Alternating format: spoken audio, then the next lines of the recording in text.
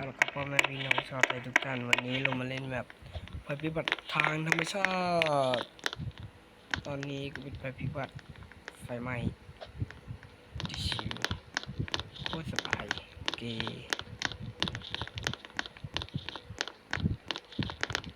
แล้วเกมนี้มันโดดกันไม่ได้แล้วเหรอ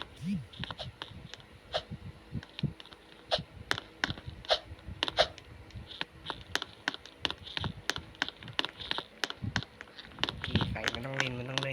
ม่เอาดีกว่าเดี๋ยวทุ่มเองถักมันเนี่ยจากมันทรงผมเท่มากเพื่อนแต่ผมที่เราก็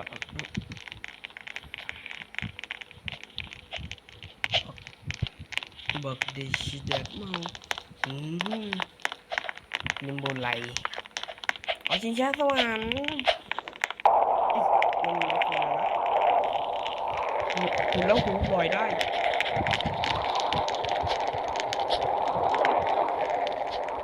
แบบเนี้ยเชื่อดิผมกดแน่ๆ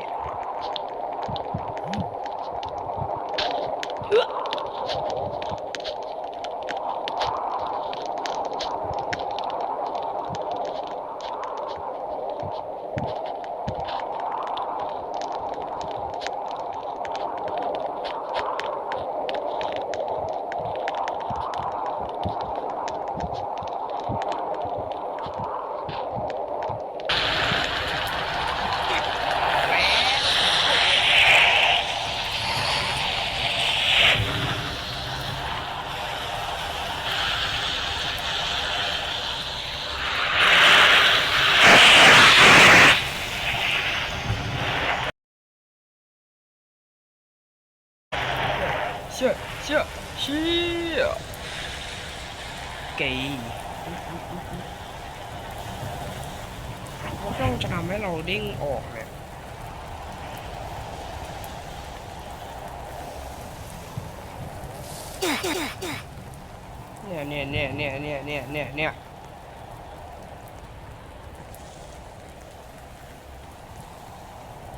ยับบักจิชิจัด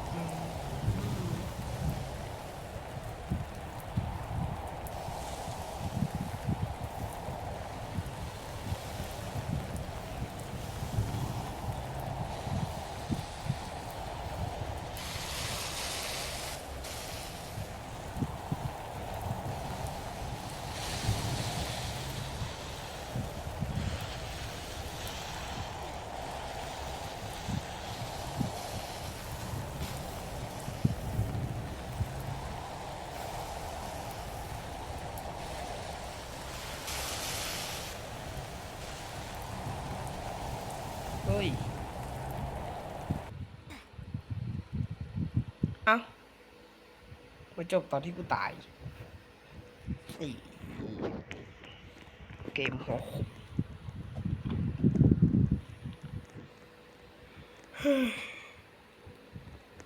เติมหนึ่งเติมสอง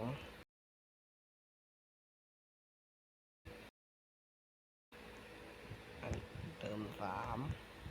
เติมสี่เติมห้า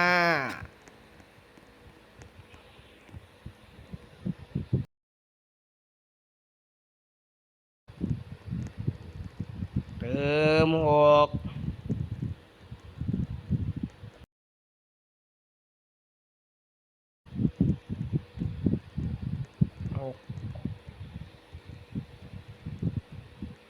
หกคนเคมีอยู่6 คนที่เติม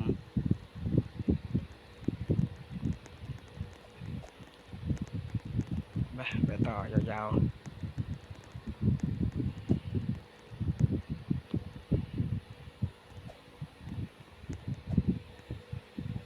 ลืมบอกนะครับคลิปต่อไปที่จะถ่ายได้ก็คือเป็นคลิปฟรีไฟล์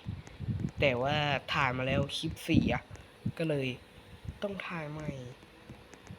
เมดูทอร์ชาวเวอร์เอ้ยบอกเลยวิธีศักดิ์สิทธิ์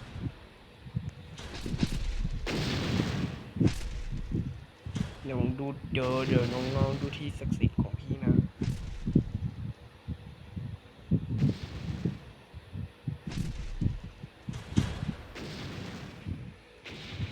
มีรูทอชาวเวอร์อะไรสักอย่างนั่นแหละ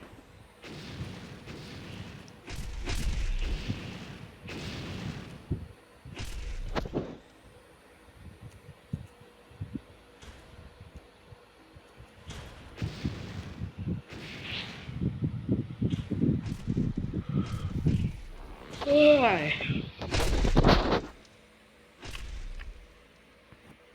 แต่งตัวพร้อมไปโรงเรียน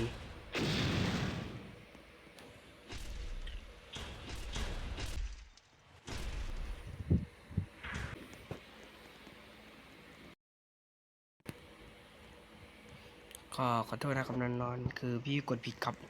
มันเลยหยุดอัดคลิปให้เลยจะไม่เห็นตอนสำคัญตอนหนึ่งนะครับคือโปรแกรมอัดมันเป็นส่วนตีนอะไรก็ไม่รู้มันก็เลยทำการตัดคลิปให้เลยแล้วก็มาโผล่เห็นอีกทีคือตอนนี้นี่คือมันไม่นี่ให้ด้วย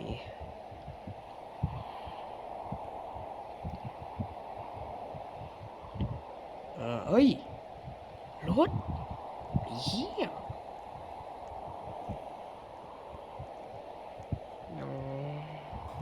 เชี่ยขับได้ด้วยสัตว์ Thunderstorm don't stand in open or the place high place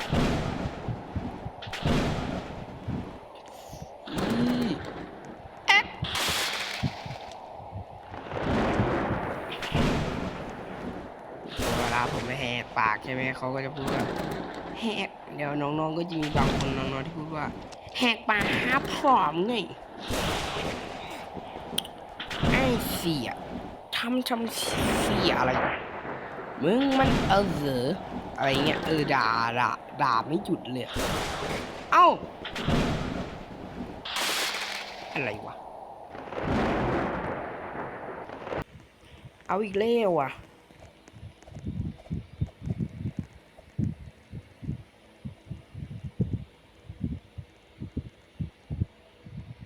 ดูอะไร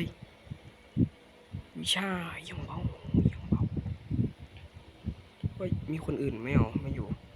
เอ้ยไม่อยู่สีนี้ดีกว่าไม่อยู่สีนี้ดีกว่ารอสีน้ำเงินเพราะกูชอบสีน้ำเงินไม่ใช่อันนี้นะไม่ใช่อันนี้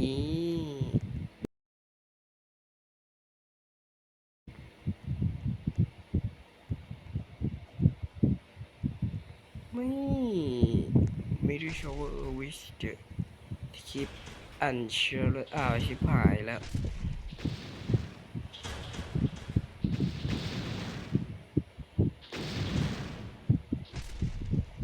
มันคือสัจจะในหมู่โจร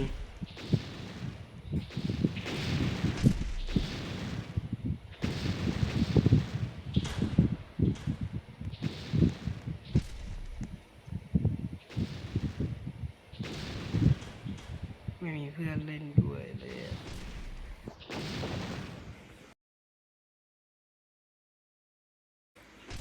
โอ้